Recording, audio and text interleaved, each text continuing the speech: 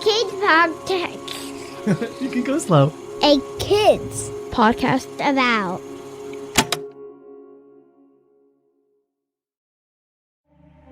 Are you between the ages of 10 and 15? There's something brand new from a kids company about that I can't wait to share.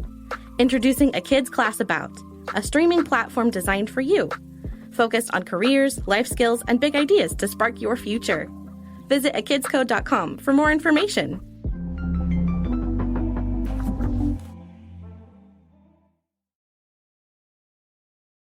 Last October, the all-white school board of the Central York School District in York, Pennsylvania, unanimously banned a list of educational resources. The books included on the list are worth noting.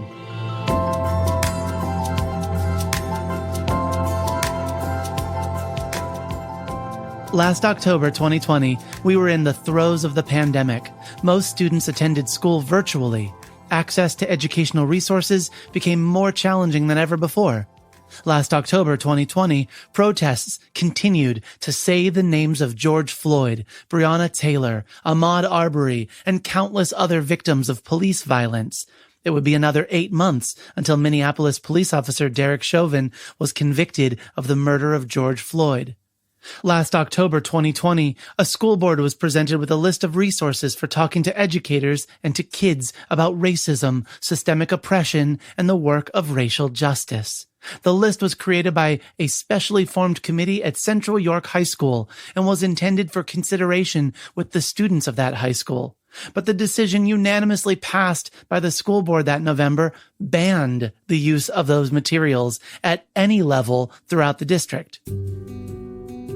The list was generated as part of the district's work on a major update to their social studies curriculum, but the board members, who claimed in several statements to love diversity, unanimously agreed that including topics such as white supremacy and Black Lives Matter were evidence of, quote, one-sided teaching, end quote. We talked about this in a previous episode on CRT, critical race theory, but it's worth bringing up again.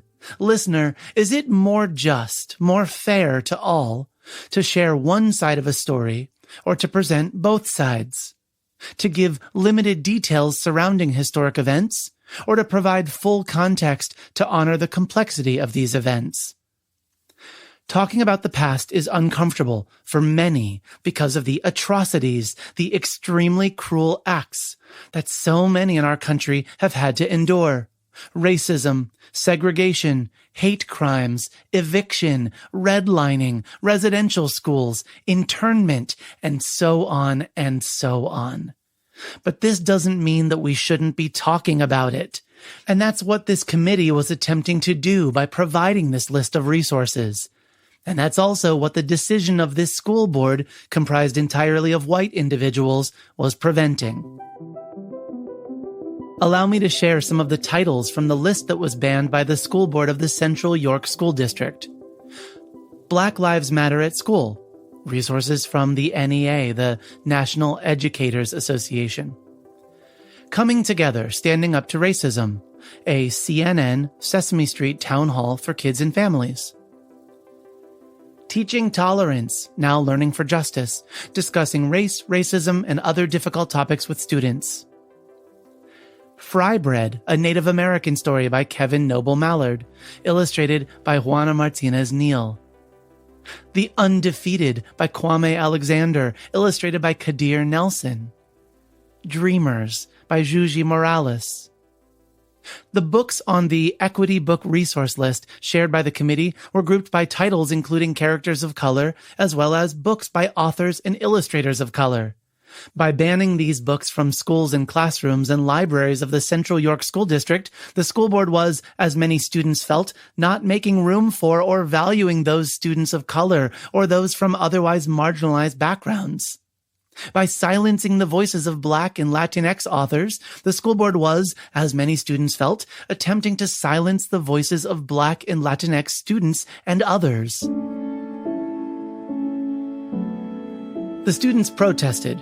For weeks, they were joined by parents and by teachers and by, really, the entire online community. And on September 20, 2021, the Central York School District reversed their decision. The list of books that educators had been banned from teaching are now again allowed in curricula. This is a story of justice and of students using their voices and demanding to be heard. I wish that all grown-ups could do that. I wish that we all as grown-ups could more fully understand how our actions might impact you. So here's your homework. Don't give up on us. Keep using your voice and keep demanding to be heard. If you see injustice, if you feel like a decision doesn't fairly account for everyone involved, say something. Seek to understand. Listen. And if you feel you're not being heard or not being taken seriously, find a different grown-up and tell them. Grown-ups are trying their best, but that does not mean that you should settle for what you're given. Find the grown-ups that are on your side. I promise you, there are more than you think. And then use that voice and know that we will do our best to make sure we are ready to listen. I'm Matthew, and this is Worth Noting.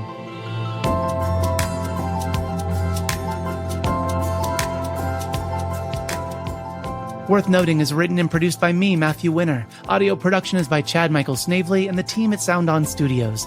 Our executive producer is Jelani Memory, and this show was brought to you by a kids podcast about. Listen to other podcasts made for kids just like you by visiting akidsco.com.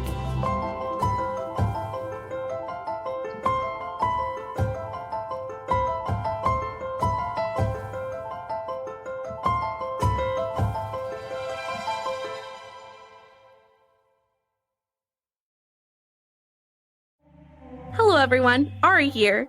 I'm so glad you're here with us listening to this podcast.